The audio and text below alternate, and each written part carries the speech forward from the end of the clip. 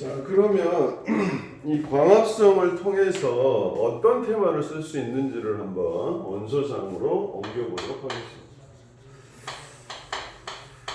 아마 여기서 쓸 수 있는 것은 크게 두 가지를 쓸 수가 있을 것 같은데, 첫 번째는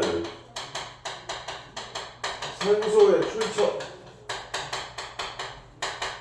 광합성 결과 나오는 산소의 출처가 어디인지 궁금해서 실험 또는 탐구를 했다라고 쓰는 것이 대단히 좋은 테마가 되리라고 생각이 됩니다. 그래서 이 부분을 간단하게 설명하고, 또 인강이기 때문에 오프라인보다는 지루할 수 있어서 선생님이 양을 좀 줄이고 압축적으로 좀 하고 있습니다. 나중에 우리가 되면 조금 더 많은 양을 이렇게 하고 또 보충도 실시하고 그렇게 한번 해보도록 하겠습니다. 산소 출처는 대단히 A급 테마가 되더라. 그래서 아까 반응식이 어떻게 됐었냐면 6CO2 플러스 12H2O는 66H12O6 플러스 6O2 플러스 6H2O 이렇게 됐었죠. 지금 이 얘기가 무슨 얘기냐? 반응식을 꾸몄으니까 화학적으로도 의미가 있어요. 그런데 여기서 발생하는 이산소, 이 산소가 도대체 이산화탄소 속에 들어있는 산소냐, 아니면 물 속에 들어있는 산소냐, 이게 궁금한데 이 얘기 상당히 의미가 있죠. 그래서 이것을 알려면 우리가 광합성의 영반응과 암반응이라는 걸 알면 좋은데, 이것을 타겟으로 하는 거예요. 고3 내용이기 때문에 상대적으로 조금 의미가 있는 거죠. 따라서 이 실험을 하는데 어떻게 하냐면, 실험 방법은 동위원소를 이용한다는 거예요. 동위원소가 뭐냐면 동위원소를 이용하는데, 동위원소는 어떠냐? 원자 번호는 같은데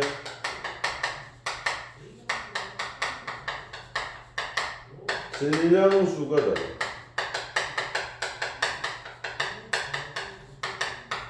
이 아이를 동위원소라고 부릅니다. 예를 들면 산소는 8에 16, 원자 번호 8, 질량수 16, 얘는 원자 번호, 이 친구는 질량수 이렇게 돼 있거든요.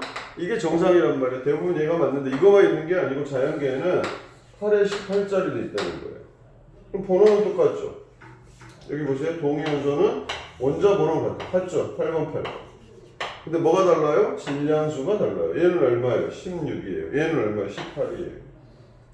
따라서 이 두 가지를 이용해서 각각 다르게 표지를 한 다음에 추적해보면 된다는 거죠. 그래서 여기는 8에 16짜리, 여기는 8에 18짜리 이렇게 이용했다는 거죠. 따라서 여기서 나온 이 산소를 살펴봤더니 8번은 똑같은데 16에 18이 실험했더니 실제로 얼마가 나왔지? 18짜리가 나왔다. 그래서 이걸 통해서 우리는 뭘 알 수 있는가? 우리가 광합성 결과 나온 행성물인 산소가 이산화탄소의 산소가 아니고 물에 들어있는 산소였다는 거예요. 즉 이렇게 봤다는 거예요. 산소의 재료 물질은 물이었다는 거죠. 이해됐나요? 그래서 이 방식을 이용해서 설명한다면 대단히 효과적일 수 있는데, 이때 그러면 물 분자에서 수소를 떼어내고 산소를 만들어내는데 도움을 주는 놈이 누구였냐? 이게 비대에너지였어요.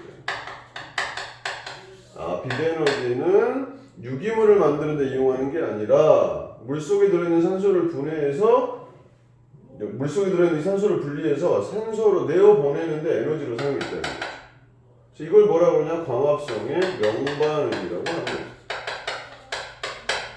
아시겠죠? 그러면 여기에 화학 반응식이라는 걸출한 식이 하나 들어가고, 동위원소라는 개념도 들어가고, 세 번째 광합성이 명반응과 암반응이라는 게 들어가는데, 명반응에 대해서도 언급을 했기 때문에 대단히 여러 가지 혼재되어 있는 지식을 원소 속에, 이 단어만 쓰면 충분히 뉘앙스를 줄 수 있어서 공부를 많이 했다는 내용을 줄 수 있기 때문에 상대적으로 좋은 테마라고 생각이 됩니다. 이게 광합성에 쓸 수 있는 첫 번째 좋은 테마라고 생각이 됩니다. 이해됐죠? 계속 반복해서 쓰고 싶은 친구들은 메모를 남겨놓기 바랍니다. 두 번째는 테마인데,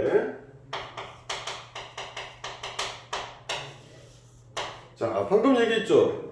물을 분해해서 산소가 됐다고 그랬고 그때 비대에너지가 이용이 됐다고 그러는데 이 빛은 되게 다양하거든요. 그런데 그 중에서도 지표면에 들어오는 가장 강한 게 가시광선입니다.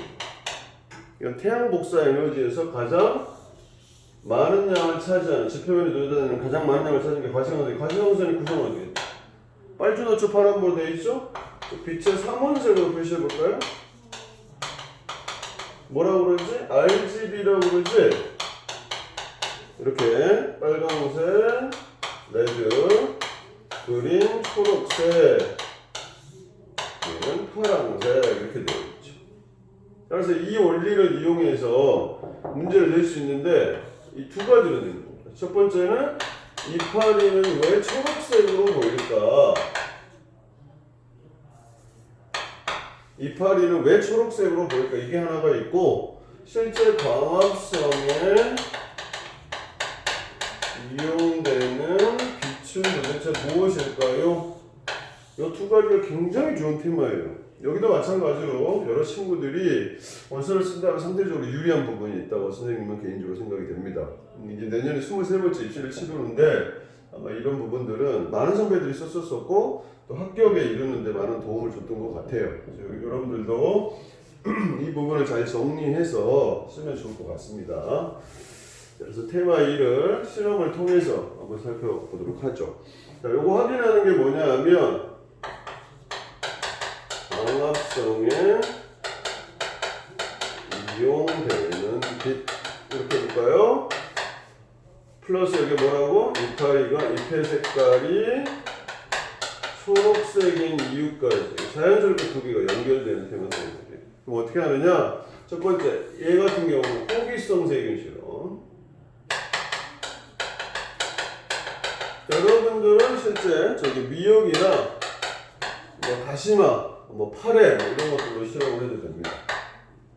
뭐 잎의 색깔이 초록색인 건 뭐 평상시 잘 알 거고요. 얘부터 한번 실험해 보면 이렇게 실험합니다. 여기다가 광합성이 가능한 조류라든가 여러 가지 식물을 가져오면 되겠죠? 선생님 같은 거 미역을 한번 가져옵니다. 자, 예를 들면 이 친구가 광합성이 가능하다. 실생활 얘기니까. 보고, 뭐 이 얘기는 무슨 얘기, 염록체가 있다는 거죠? 여기다가 백색감을 뿌렸죠. 자, 빛은 색깔이 없는 것 같은데 실제로 혼합색이지? RGB가 모두 들어있죠? 그래가지고 얘를 분산을 시켰습니다. 이렇게. 그래서 뭐 이렇게 했다고 칩시다. 더 정확하게 하면 이게 바뀌어있죠? 조금 꺾이는 거 빨간색, 많이 꺾이는 거 파란색 이렇게 해보죠.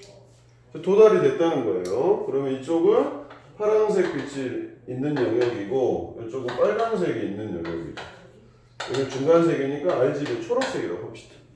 그래서 이 파란색은 일반적으로 에너지가 크고 파장이 짧아요. 빨간색으로 갈수록 에너지가 작고 파장은 길어요. 여기가 어려우면 빨간색 바깥쪽은 적외선이라고 하는데 적외선은 우리 몸에서 나오는 정도의 온도. 악수했을 때 그 따뜻함. 자, 파란색인데 우리가 빨주노초 파란 보니까 보라색 바깥쪽 파란색이 보라색과 가깝죠? 빛의 삼원색은 파란색이지만 그래서 보라색 바깥쪽을 자외선인데 자외선은 에너지가 너무 크잖아? 그래서 에너지가 큰 거야. 에너지와 파장은 반비례 관계에 있습니다. 어떤 식에 의하여?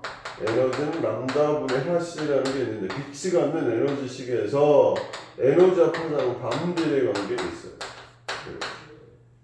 알겠지? 알았어. 이렇게 빛을 해놓고 지금 광합성을 확인하기 위해서 여기다가 호기성 세균을 풀어요. 뭘 풀었다고? 호기성 세균을 풀어. 호기성 세균은 어떤 세균이냐면 이 친구는 산소를 이용하여 호흡하는 세균이에요.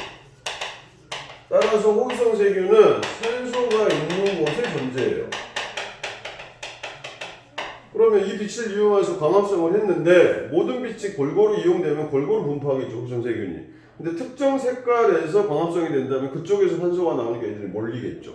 실제 실험을 해봤더니 어떤 그래프가 나왔냐면 이런 그래프가 나왔다는 거예요. 지워볼게요.